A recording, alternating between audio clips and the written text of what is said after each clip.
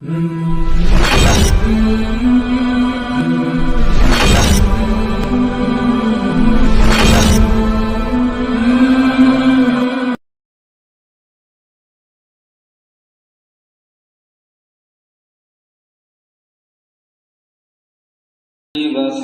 الذين أوفوا وعدا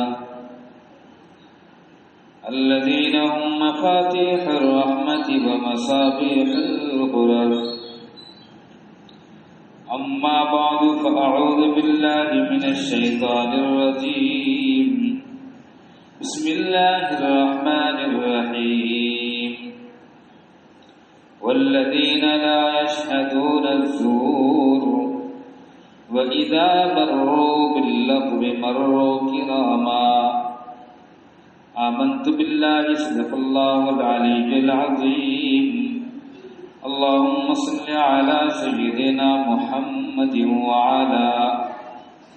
وعلى آل سيدنا محمد وبارك وسلم. قابل قدر بزرگ اور عزیز دوستو ساتھی،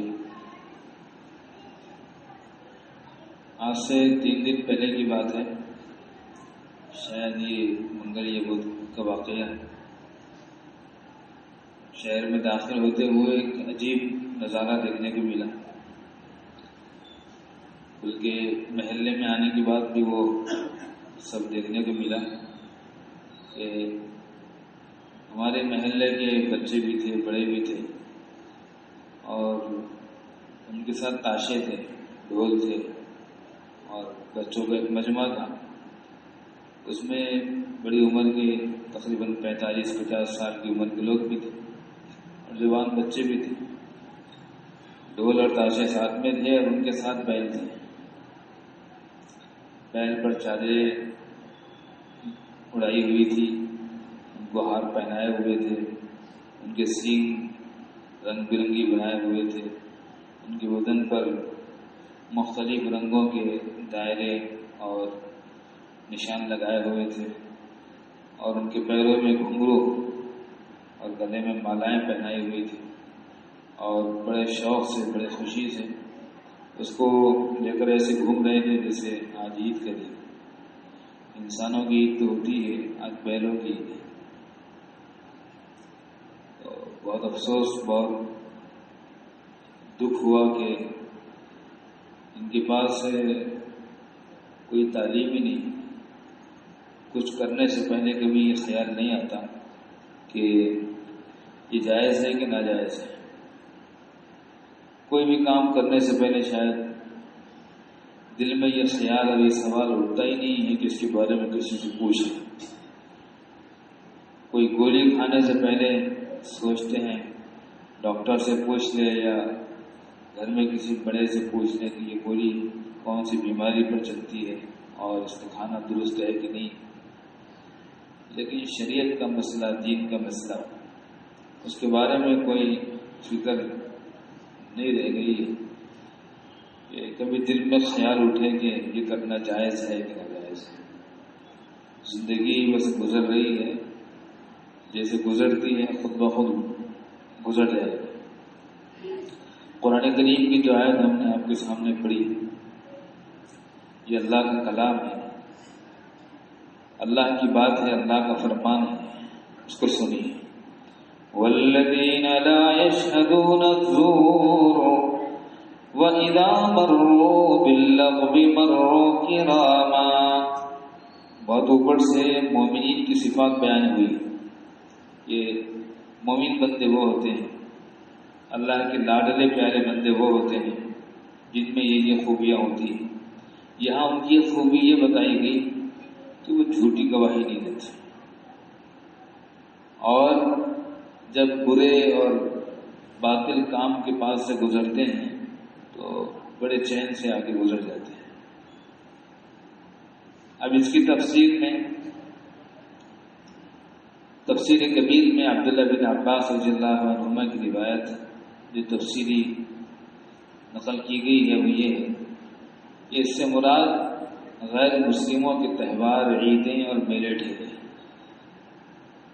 مفتی شفیع صاحب رحمۃ اللہ علیہ نے بھی یہ بات لکھی اور عبداللہ بن عمر رضی اللہ عنہما کی روایت بھی ذیل میں نقل کی جاتی ہے کہ جو غیر مسلموں کے تہوار میں شرکت کرے یا ان کے جیسا کام کرے اور ان کی مشابہت اختیار کرے اور اسی حال میں اس کا انتقال ہو جائے تو قیامت کے دن وہ ان کے ساتھ اٹھایا جائے.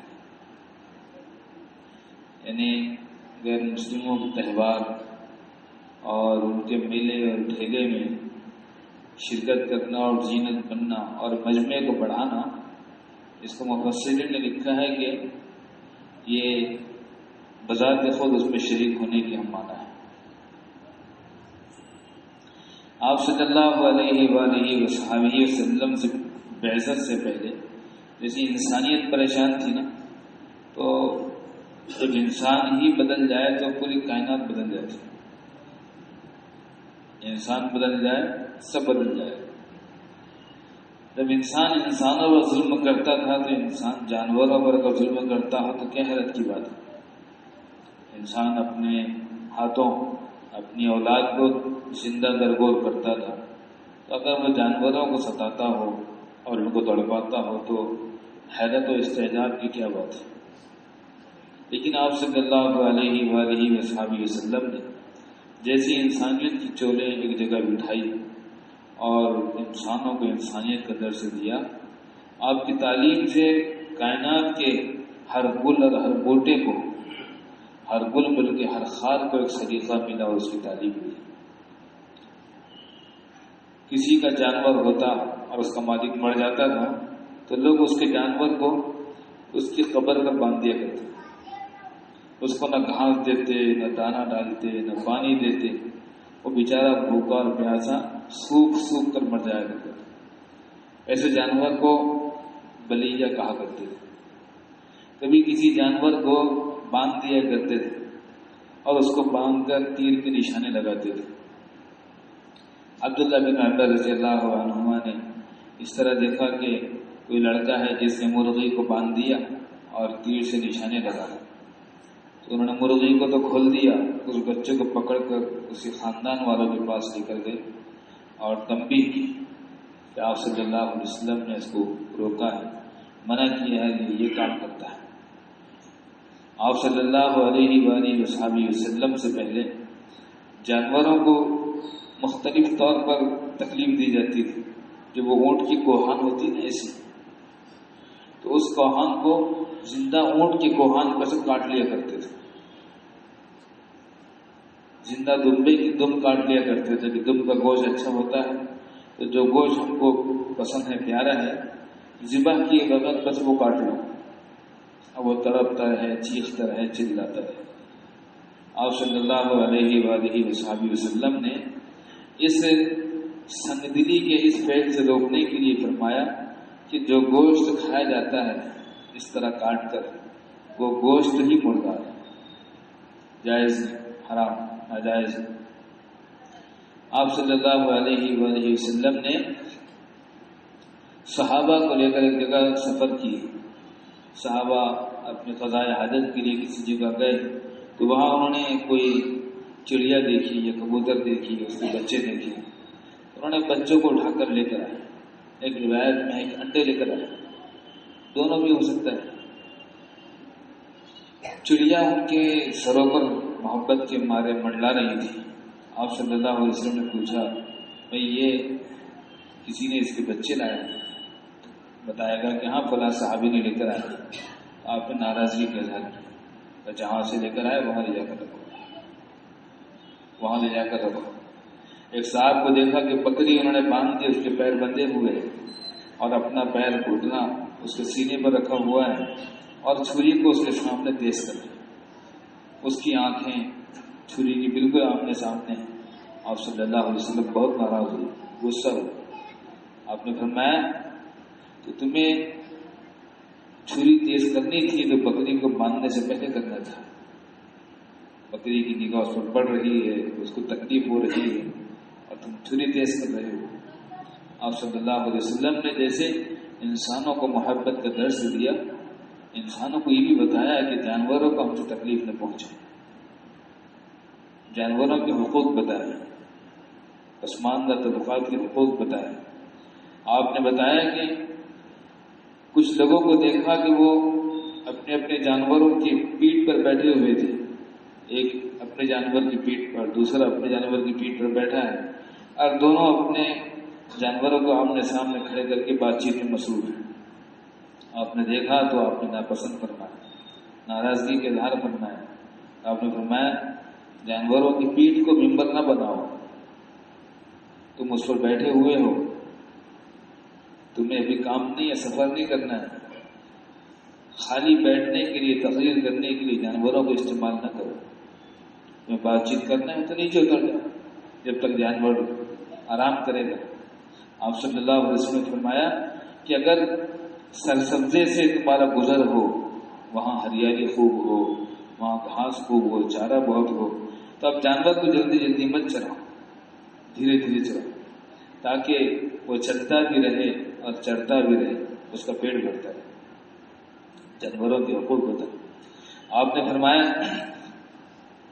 کہ اگر کسی چڑیا کو بغیر کسی ضرورت کے کسی نے ذبح کیا یا مارا، قیامت کے دن اللہ کی یہاں فریاد کرے گی. ساری کائنات تو انسان کے لیے، ساری کائنات انسان کے لیے. اگر سارے انسانوں کو ختم کر دیا جائے، دنیا میں کوئی انسان باقی نہ رہے، تو اب پیٹرول بھرنے کون آئے گا؟ پیٹرول پمپ پر کون آئے گا؟ بھینس، گائے آئے گی پیٹرول بھرنے، بکری آئے گی ڈیزل لینے کے واسطے. یہ کرانے کی دکان پر کون آئے گا؟ مینا، طوطا، کبوتر، یہ دانا لینے آئیں گے. تیل لینے، دودھ لینے، گھی لینے کون آئے گا؟ ساری کائنات جو اللہ نے بنائی وہ انسان کے لیے بنائی ہے. لیکن انسان کو جب مشرف بنایا ہے تو اس کو سلیقہ سکھایا ہے. تم کو ہم نے مشرف بنایا ہے، تم کو ہم نے اونچا مقام دیا ہے، تو اس کا مطلب یہ نہیں ہے کہ تم کائنات کو تکلیف پہنچاؤ. جانوروں پر رحم کرو. ایک صحابی نے ایسے ہی ایک بکری پر ذبح کرتے ہوئے کہا کہ یا رسول اللہ، میں بکری کو ذبح کرتا ہوں تو میرا دل چاہتا نہیں ہے. آپ صلی اللہ علیہ وسلم نے فرمایا ہاں، جو رحم کرتا ہے اس پر رحم کیا جاتا ہے. ہمارے بزرگوں میں علماء ایسے گزرے ہیں کہ جانور کو ذبح کرتے ہوئے ان کی آنکھ سے آنسو بہتے تھے. اللہ کا حکم ہے کہ ذبح کیا جائے. اب لاکھوں روپے بھی آج کے دن اگر صدقہ اور خیرات کیے جائیں گے تو ثواب نہیں ملے گا. آج ثواب ملے گا صرف آپ صلی اللہ علیہ وسلم نے آج جو کام کرنے کے لیے کہا ہے وہ کام کرنے پر. جانور اگر 5,000 کا 10,000 کا آتا ہے، اس کے بجائے کوئی 1,00,000 روپے صدقہ کر دے، ثواب نہیں. ہم جو کہیں گے وہ کرنے پر ثواب ہے، اپنی پسند سے کرنے پر ثواب نہیں. تو شریعت کا حکم تھا اس لیے کرتے تھے، لیکن طبیعت میں ایسی ہمدردی تھی کہ آنسو بہتے تھے. حضرت جی مولانا یوسف صاحب رحمۃ اللہ علیہ کے بارے میں آتا ہے کہ وہ بکرا پالتے تھے اور کئی دن پہلے پالتے تھے. وہ ان کی بستر پر ان کے ساتھ بیٹھتا تھا، ان کے پیچھے پیچھے چلتا تھا، ان کے ساتھ ساتھ رہتا تھا. وہ اپنے ہاتھوں سے اس کو کھلاتے تھے، چارہ اپنے ہاتھ سے ڈالتے تھے. جب عید کا دن آیا اور اس کو ذبح کیا تو ادھر وہ ذبح ہو رہا تھا، ادھر رو رہے تھے. بیان کرنے والا نے بتایا کہ حضرت جی وہاں یوسف صاحب رحمۃ اللہ علیہ پر ایسا گریہ تاری تھا اور ان کو ایسا غم تھا اس کے جدائی کا کہ اس کے گوشت میں سے ایک بوٹی بھی نہیں کھائی، ایک لقمے کو بھی ہاتھ نہیں. انسان ہمدرد ہے، جب وہ ہمدرد ہوتا ہے تو حسن سلوک جب اس کے اندر آتا ہے تو اس کو اپنے مسلک والوں پر نہیں، دوسرے مسلک والوں پر بھی رحم آتا ہے. اور اگر بدسلوک ہو جائے، اخلاق بگڑ جائے، پھر وہ دیکھتا ہے کہ یہ ہمارے مسلک والے ہیں تو ان کو کھلاؤ، ان کو پلاؤ، ان کا اکرام کرو، دوسروں کا مت کرو. حسن سلوک، حسن اخلاق ہوتے ہیں، دل بنتا ہے، سنورتا ہے، تعلیم اچھی ملتی ہے، محبت صحبت اچھی ملتی ہے. تو پھر وہ مسلک والوں کی بات نہیں، مذہب والوں کی بات نہیں، وہ اپنے سے دوسرے مخالف مذہب والوں کی بھی رعایت کرتا ہے، ان کے ساتھ بھی ہمدردی کا برتاؤ کرتا، غیر مسلموں پر شفقت کے ساتھ اور دیگر تمام برادریوں کے ساتھ، تمام سماج، تمام مذاہب کے ماننے والوں کے ساتھ حسن سلوک کا معاملہ کرتا ہے. بلکہ حسن سلوک اور اخلاق بڑھ جائیں تو اس کو جانوروں پر ترس آتا ہے، جانوروں پر رحم آتا ہے کہ نہیں جانور دھوپ میں کھڑا ہے، نہیں جانور بارش میں کھڑا ہے، ہم کیسے سو جائیں، باہر بارش ہو رہی، باہر جانور بتا ہے، اس کو نیند نہیں آتی، اس کو چین نہیں آتا، جانور کو چارہ نہیں ہے وہ پریشان ہو جاتا ہے، خود کا کھانا دسترخوان پر رکھا ہے، جانور کو چارہ نہیں ہے تو بے چین ہو جاتا ہے۔ جانوروں پر نہیں، انسان کی اخلاق کی تعلیم کی بلندی کی علامت اور پہچان یہ ہے کہ جب وہ اس کے اندر اخلاق سنورتے ہیں تو وہ سوچتا ہے کہ جس پھول کو سونگنا نہیں اس کو توڑنا نہیں چاہیے۔ وہ یہاں سے گنتا ہے کہ پتے کیوں توڑیں گے، جب ہم اس کو پتا توڑ کر پھینک دے رہے تو اس سے تو بہتر تھا کہ اس کو وہیں رہنے دیا جائے۔ اور جب اخلاق بگڑ جاتے ہیں تو کبھی کتے کو مارتے ہیں، بیلوں کو مارتے ہیں، جانوروں کو مارتے ہیں۔ آپ صلی اللہ علیہ وآلہ وصحبہ وسلم نے جانوروں کو منہ پر مارنے سے منع فرمایا، جانوروں کو منہ پر نہ مارا جائے، تنبیہ کی۔ آپ نے فرمایا کہ جانوروں کو زیادہ بوجھ نہ لادا جائے۔ ایک جانور نے، ایک اونٹ نے آپ کے سامنے شکایت کی، آپ نے اس کے مالک کو بلایا، اس کو بتایا کہ تم اس کے مالک ہو، یہ تمہاری شکایت کرتا ہے کہ تم اس پر بوجھ تو بہت لاتے ہو لیکن چارہ نہیں کھلاتے ہو، تمہاری شکایت کر رہا ہے۔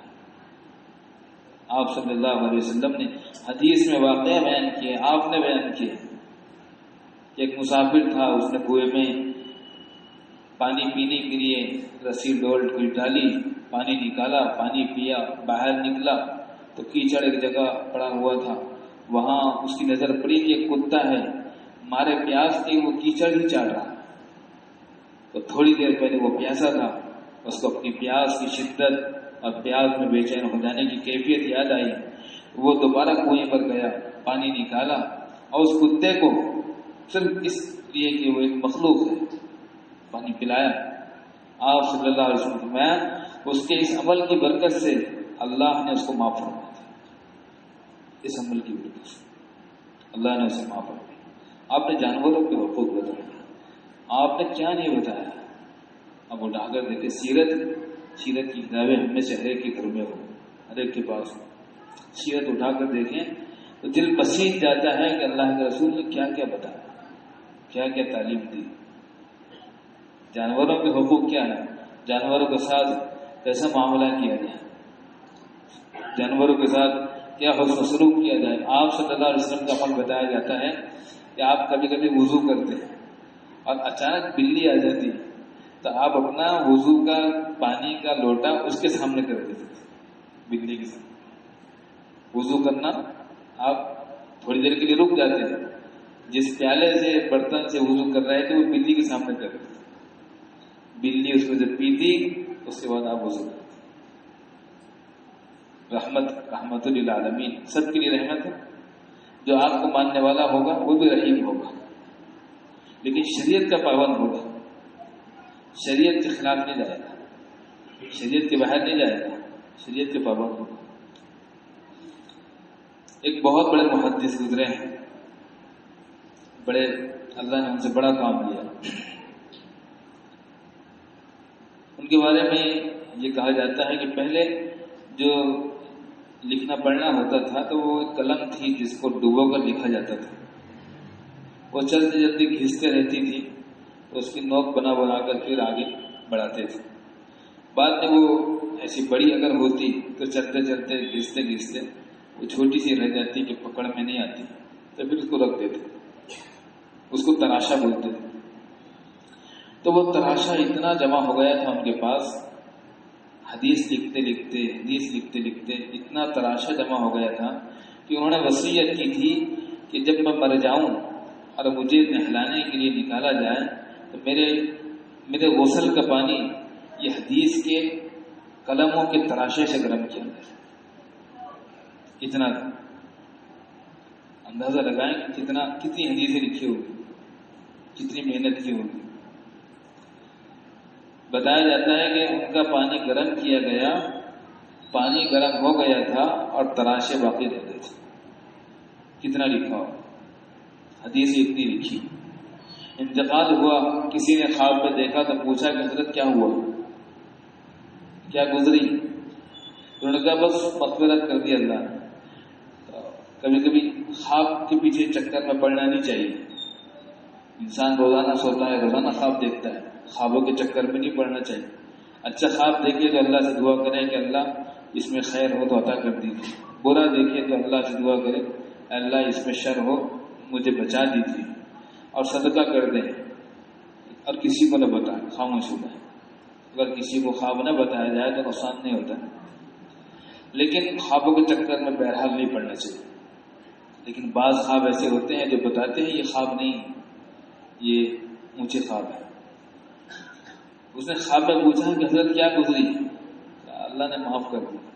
کہا ہاں آپ تو بڑے محدث تھے، آپ بڑے محدث تھے، آپ کی معافی نہیں ہوگی تو کس کی ہوگی؟ انہوں نے کہا نہیں، وہ سب ایک طرح رہ گیا، اس کا تو تذکرہ نہیں آیا، ذکر ہی نہیں آیا کہ تم نے بہت کتابیں لکھی، تم نے بہت حدیثیں جمع کی، لوگوں کو حدیثیں پہنچائی، اس کا ذکر ہی نہیں آیا. پھر ایک مرتبہ میں حدیث لکھ رہا تھا تو قلم کی نوک کو صحیح کرنے کے لیے میں نے ناخن پر ایسا چبایا قلم کو، تو روشنائی کا ایک ہلکا سا بوند میری ناخن تک آ گیا. میں نے دیکھا کہ تھوڑی دیر کے بعد ایک مکھی آ گئی اور وہ پینے لگی. میں نے میرے ہاتھ کو روک لیا اور حدیث کو بھی لکھنے سے میں رک گیا. میرے دل میں خیال آیا کہ یہ اللہ کی مخلوق ہے، پیاسی ہے، اس کو پانی پی لینے دو، اس کا پیٹ بھر جائے گا، یہ اڑ جائے گی، اسی بات لکھیں گے. بس آج اسی کا ذکر ہوا کہ تم نے میری مخلوق پر ترس کھایا، ہم تم پہ ترس کرتے. اللہ کی مخلوق جو کچھ بھی ہے اللہ کی مخلوق. مولانا حسین احمد مدنی نے 18 سال مسجد نبوی میں درس دیا تھا. وہ شعر پڑھا کرتے تھے، کیفیت میں پڑھتے تھے. کھلونا سنت شعر نے برباد کرنا، ہم بھی کسی کے بنائے ہوئے. داؤد طیالسی اور لقمان حکیم کہا کرتے تھے کہ میاں جب تمہیں کوئی پھل دے اور پھل اتفاق سے اچھا تمہارے ہاتھ میں نہ پہنچے، خراب ہو، تو اس کو حقارت سے مت پھینکنا. حقارت کے ساتھ پھینکنے سے پہلے یہ سوچ لینا کہ کوئی پھل کسی کے ہاتھ میں اچانک نہیں آتا، اللہ کے پہنچانے سے آتا. خراب ہو تو کھانا مت، لیکن حقارت سے مت پھینکنا، یہ اللہ نے پہنچایا تمہارے ہاتھ. کوئی بھی جانور ہو اس کو تکلیف پہنچانے سے پہلے یہ ذہن میں آیا کہ یہ خود نہیں آیا، اس کو اللہ نے بنایا، یہ اللہ کی مخلوق، یہ اللہ کی بناوٹ. مٹی کے گھروندے اگر بنائے جائیں، ہم بنائیں کھلونے، اور اس کو کوئی توڑ دے 1 روپیہ کا نہ ہو تو احساس تکلیف کہ ہم نے بنایا تھا، تم کو ہمارا خیال نہیں آیا. اللہ کہیں گے یہ میری مخلوق تھی، تم کو اس کا خیال نہیں آیا. لیکن اللہ کی مخلوق کے آداب کیا ہیں، احکامات کیا ہیں، یہ آپ صلی اللہ علیہ وسلم نے بتایا. آپ صلی اللہ علیہ وسلم نے بتایا کہ جانوروں کے حقوق کیا ہیں. وہ جانور، وہ پرندے جو آزاد رہنا چاہتے ہیں ان کو پالا نہ جائے، جیسے طوطے، ان کو پالنا نہیں چاہیے. ہاں ایسے پرندے کہ اگر ان کو کھلا چھوڑ دیا جائے تو وہ ہمارے پاس سے نہ بھاگیں، ہمارے پاس آ جائیں، جیسے کبوتر، ان کے دانہ پانی کا خیال رکھا جائے. اگر ان کو کھلا چھوڑا جائے وہ نہ بھاگیں تب ان کی پرورش کی جا سکتی ہے. ورنہ جہاں تک ہو سکے تو پرندوں کو پالنے سے منع کیا جائے. اور عام طور پر ایسے پرندے کہ اگر ان کو چھوڑے تو وہ اڑ جائے، ہم چھوٹے تو پنجرے میں بند کریں تو گھر میں بے برکتی آتی ہے. مخلوق کو سزا دینے سے، تڑپانے سے خالق کی طرف سے عنایت نہیں آئے گی. علامہ شیولی کے بارے میں آتا ہے، وضو کیا، وضو کرتے ہوئے بیوی کا ذہن بھٹک گیا، پانی ادھر ڈالنا تھا، ہاتھ پر ڈالنا تھا تو نیچے گر گیا. تو انہوں نے اس کو ڈانٹ کر کہا کہ کدھر دیکھ رہی، ادھر ڈالنا پانی. وضو کر لیا اور اب مسجد جانے لگے تو اللہ کی طرف سے الہام ہوا، اپنی بیوی کو ڈانٹ کر دل توڑ دیا، مخلوق کا دل توڑ کر خالق کو راضی کرنے چلے. مخلوق کو ستا کر کبھی کتے کو مار دیا، کبھی بلی کو مار دیا، کبھی بیل کو آلو چبا دیا. اللہ کے یہاں اس کا حساب ہوگا. لیکن مخلوق کے جانوروں کے احکامات ہیں. آپ صلی اللہ علیہ وسلم نے بتایا کہ کیا ہے. سال بھر بیل کو اس کی طاقت سے زیادہ ستایا جائے، اس کی طاقت سے زیادہ اس پر وزن لادا جائے، اس کو ہمیشہ بیل جوڑی میں رکھا جائے، ہمیشہ اس کو کھلے میں رکھا جائے، کیچڑ میں رکھا جائے، دھوپ میں رکھا جائے، سردی میں بارش میں کھڑا رکھ دیا جائے اور سال کے ایک دن پولا بنا لیا جائے تو 364 کے دن گناہ معاف ہو جائیں گے۔ 364 دن کے گناہ معاف ہو جائیں گے۔ جانور کیا چادر پہنانے سے، ہار پہنانے سے، کلر لگانے سے، سینگ کو رنگنے سے خوش ہو جاتا ہے؟ خوشی کا غمی کا تعلق عقل سے ہے۔ یہ جانور کو اگر عقل ہوتا تو آپ نے دیکھا ہوگا کہ وہ جانور، وہ بیل جس کو پولا بنانے کے واسطے چادر اڑائی ہے، ہار بنایا ہے، گھنگرو پہنایا ہے، ان کے لیے تاشے والوں کو بلائے ہیں، ان کو لے کر بیچ میں چل رہا ہے، انہوں نے دم اٹھایا، گوبر کرنا شروع کر دیا۔ ان کو اتنا بھی پتہ نہیں کہ اپن مجمع میں ہیں، سب مہمان کھڑے ہوئے۔ وہ بول رہا ہے میں تجھے بتا رہا ہوں کہ میں تو ہوں کہ تو میں ہے۔ حیرت کی بات یہ ہے کہ دیوالی آتی ہے تو مسلمانوں کی دکانوں پر پٹاخے بک رہے ہیں،